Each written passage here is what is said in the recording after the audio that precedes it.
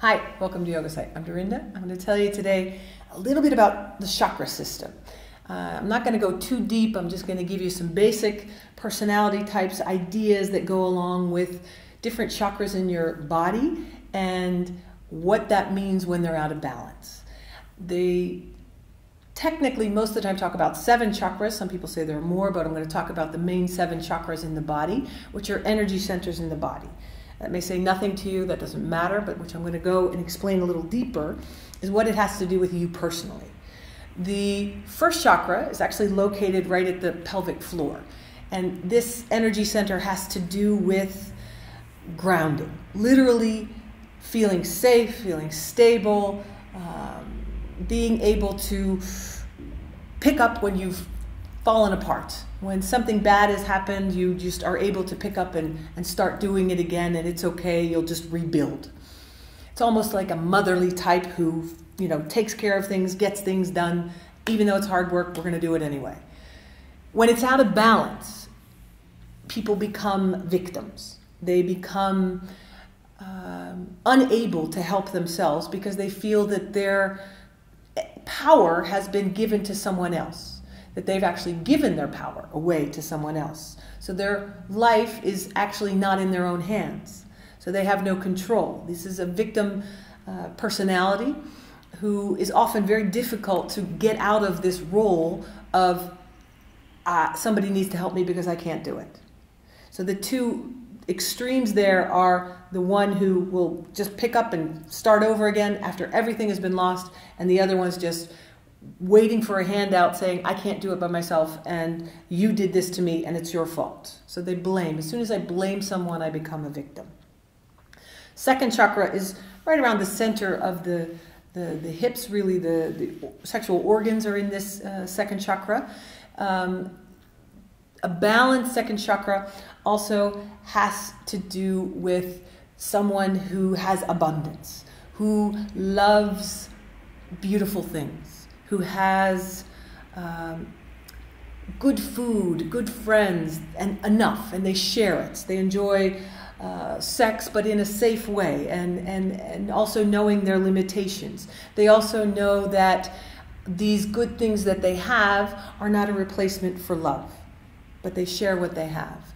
If you're out of balance in the second chakra, this would have to do more with someone who is a martyr, someone who's always taking care of someone else. And of course, there are many different ways that people can be out of balance, but this one is one I'm going to give you today. Someone who's a martyr has always taken care of everyone else and almost makes people feel guilty for having fun. Because, well, you should be taking care of this person or that person, and because I've done that my whole life. And the problem is our society actually rewards people for taking care of others. When you put someone above yourself, you become bitter. And you're not enjoying your life. You're not having fun. I'm not saying don't help other people. Absolutely help other people. But come to a point where you have abundance and you give because your heart wants you to give, and you don't give out of guilt. Third chakra has to do with right around the navel point. Second chakra is also, has to do with water. Third chakra has to do with fire, self-esteem. So someone who is balanced in the third chakra will be strong, a warrior almost. I almost compare it to, even if they know they're going to lose, they're going to fight and they're going to give everything they can for this cause. Like a Greenpeace warrior on a little boat, and they know this big boat is the evil one, but they're going to fight and they're going to give everything they can. Has to do with your self-esteem, your value of who you are and what you do. When it's out of balance, these people tend to be, I'll say, slaves. They do everything, they give their power to someone else. They may do something really amazing in their work, and then their boss takes their credit. So they never get credit for what they do, and they actually never really stand up for themselves when they need to, and take the responsibility or even the credit for what they have done and what they deserve. And they always keep themselves sort of low. So their self-esteem can be a little higher. The fourth chakra has to do more with the air element. It's right around the heart chakra. And someone who is out of balance, or someone who's in balance here, I'll start there, is very open, very loving. You're happy to be around them because they actually make you feel good about being you. They make you feel good just because you're around them. And they are empowering. They lift you up. You just feel happy because you're there. Someone who's out of balance in the heart chakra, good to compare them to an actor or an actress. They're pretending at life. They are actually saying what you think or what they think you want them to say, to fit into the situation wherever they are, but they're not really showing their true self, their true colors, their openness. So they're always a bit at a distance.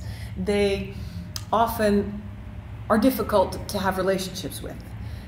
You can't get real close to them because when you do, they may sabotage the relationship and make it look like it's your fault, and they're gone.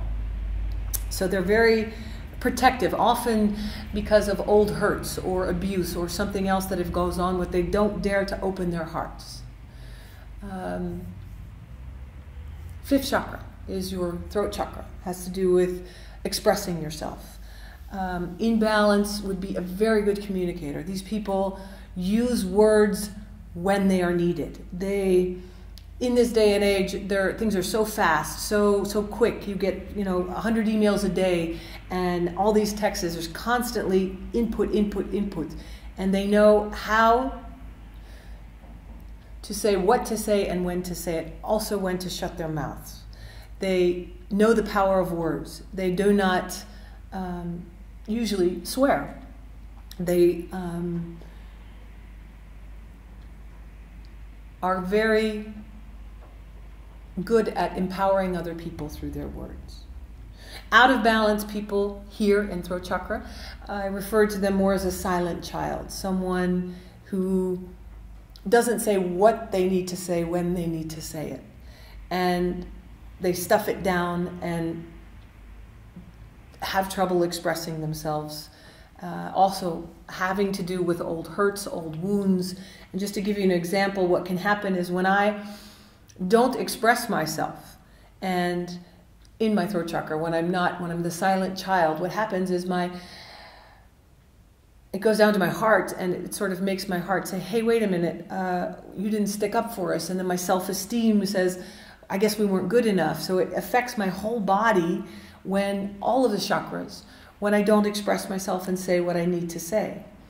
Often we don't say it on time, or we wait until we absolutely explode before we are able to express ourselves. And it's being able to know when to say what you need to say at the right time, to love yourself enough to say what you need to say when you need to say it. The next chakra has to do with intuition. Third eye point, some people call it. If it's in balance, you are trusting your intuition. You have a gut feeling about something, and you go to the supermarket and you say, I don't know why I'm going to buy this today instead of that. Or you want to call someone, and for some reason they needed you at that moment. So you listen very well to your intuition, to your instincts.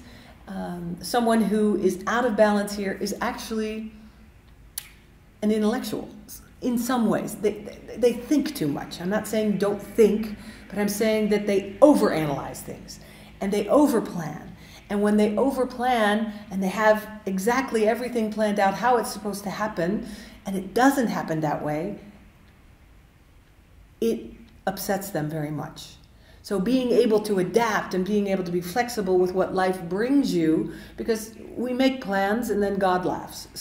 But making plans is okay, but having the flexibility to work with whatever comes to you in that moment is then intuition being in balance with this chakra.